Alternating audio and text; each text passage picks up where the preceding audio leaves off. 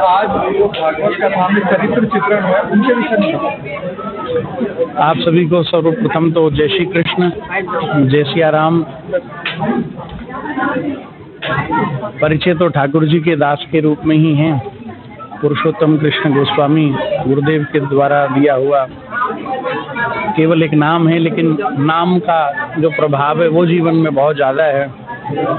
और गुरुग्राम की पावन धरा पर जो ये दिव्य महोत्सव जो चल रहा है, श्रीमद् भागवत कथा त्रिवेणी सप्ताह ज्ञान यज्ञ, क्योंकि हमारे भारत भूमि में इस समय प्रयागराज में त्रिवेणी में संगम में पूर्ण अमृत कलश के रूप में पूर्ण कुंभ आयोजित हो रहा है। और ये अपने आप में बड़ा विशेष मुहूर्त है। उस मुहूर्त की वेला में माघ मास में गुरुग्राम में गुरु द्रोणाचार्य जी की पावन धरा पर माता शीतला जी के श्री चरणों में श्रीमद् भागवत कथा होने का अर्थ यही है कि प्रयाग यहाँ स्वयं कृपा करने के लिए आया है। वह त्रिवेणी में सब स्नान कर रहे हैं। यहाँ भी सरस्वती के किनारे जिसका प्रागट्य हुआ, यमुना के किनारे जो लीला हुई, गंगा के किनारे जिस कथा को सुनाया गया, ऐसी दिव्य श्रीमद् भागवत कथा का आयोजन हमारे श्री गजेंद्र गुप्ता जी एवं समस्त इनके परिवार के द्वारा गुरुग्राम वासियों के कल्याणार्थ, उनके हृदय में भक्ति शक्ति उन्नति को प्रदान करने के लिए श्रीमद् भागवत कथा का दिव्य और भव्य आयोजन हो रहा है। इसलिए आप सभी भी इस कथा में पधारें। और कथा का एक एक प्रसंग जीवन में परिवर्तन लाने वाला है। जीवन में एक एक प्रसंग भक्ति को उदय करने वाला है, सशक्त बनाने वाला है, व्यक्ति को जगाने वाला है।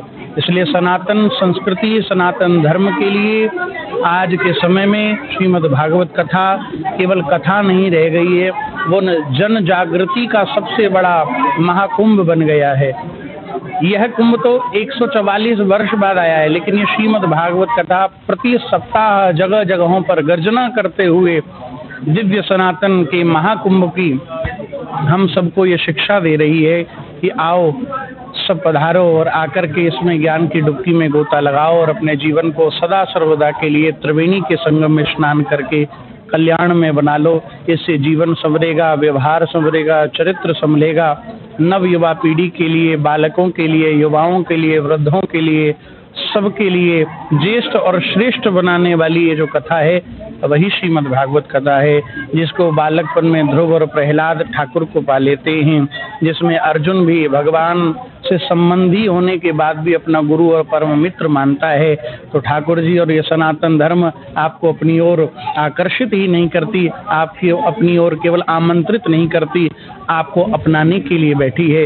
इसलिए आइए आकर के इसे अपने हृदय में, अपने जीवन में उतारिए और अपने जीवन में सशक्तिकरण को ले आइए, अपने जीवन में वो उत्साह, वो बल लाइए जिससे अपने जीवन को आप सफल बना सकें।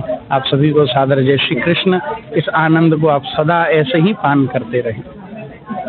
देखो, जब से मोदी जी ने ये काम किया है, राम मंदिर बनवाया है, तब से लोगों के अंदर एक अलग ही उत्साह है राम मंदिर को लेकर, अपने सनातन धर्म को लेकर, अपनी संस्कृति को लेकर। और ये हमारा एक छोटा सा प्रयास है कि हम भी लोगों को इससे जोड़ें।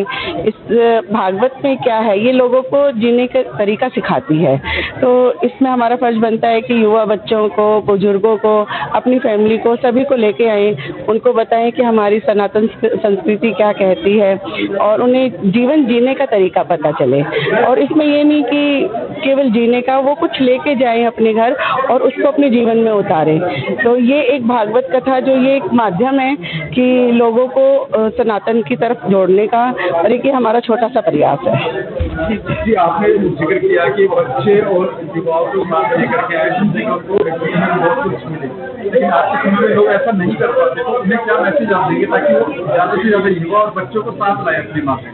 देखो, आजकल के बच्चे केवल फ़ोन, यूट्यूब और इन पे ही रह के गए हैं, तो उनको थोड़ा सा कन्विंस तो करना पड़ेगा कि एक बार आप चलो।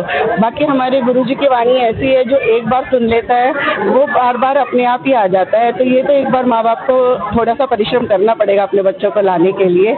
बाकी वो सब खुद देख लेंगे और वो खुद सुनेंगे तो उन्हें अच्छा लगेगा और वो बार बार आएंगे। बहुत ही खूबसूरत सवाल आपने किया है। मेरा नाम शिखा मंगला है, गुड़गांव से हैं हम। और संस्कार क्या होते हैं? देखिए, बेसिकली संस्कार हैं जो विकारों को हटा दें।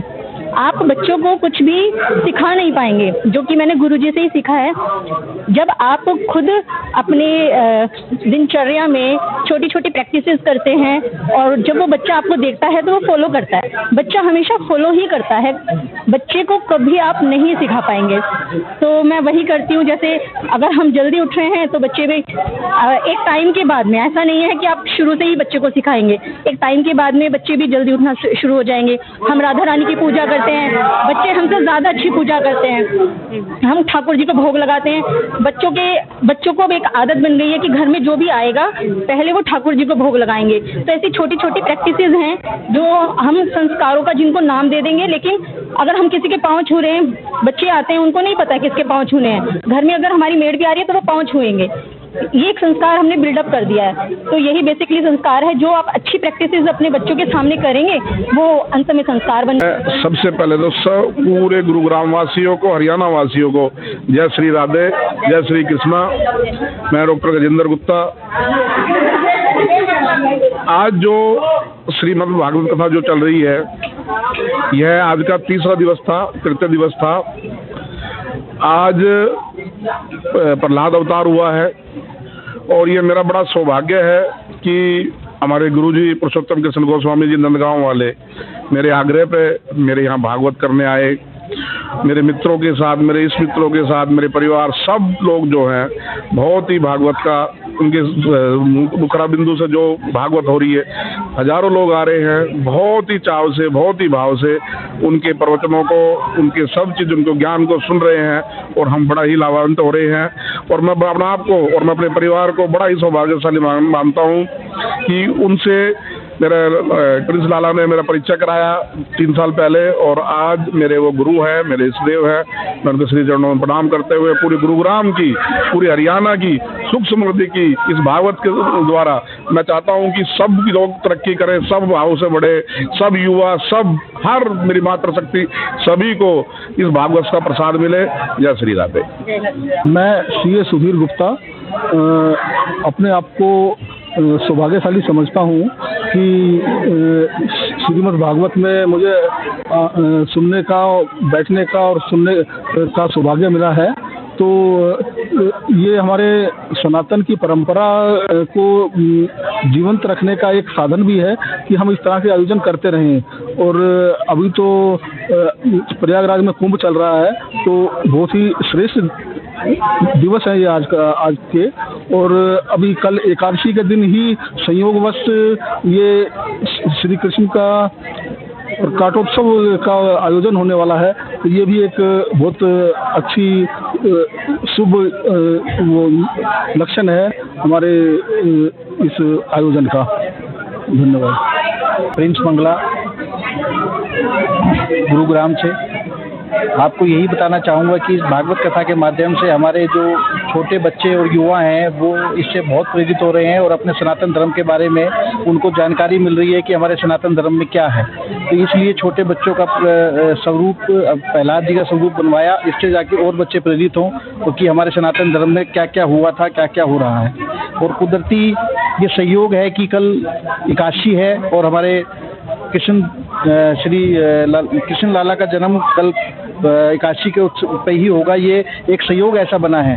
और 22 तारीख को हमारे रामलला का मंदिर का उद्घाटन हुआ था, जो वो ये भी एक सहयोग है कि हमारी भागवत कथा भी उसी दिन से शुरू हुई है। ये सब भगवान की कृपा है और शुभ संकेत है।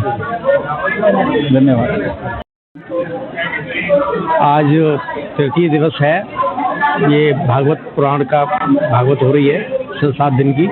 और डॉक्टर गजेंद्र गुप्ता जी जो हैं उनके पूरा परिवार, गर्ग परिवार इसका आयोजक है और बहुत सुंदर कथा हो रही है।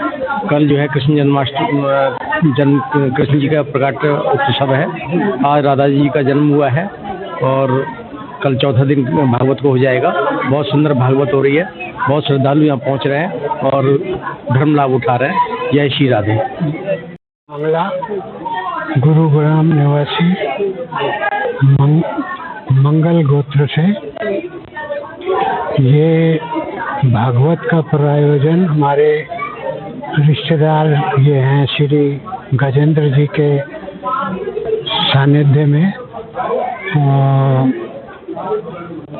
ये किया जा रहा है। आज तृतीय दिवस है, कल एकादशी का दिन है। ये 7 दिन के प्रयोजन में कल चौथा दिन हो जाएगा और एकादशी का दिन होगा। इसके उपरांत 7 दिन के बाद भंडारा होगा, जिसमें सभी लोग, गुड़गांव निवासी, आप लोग सब आमंत्रित हैं।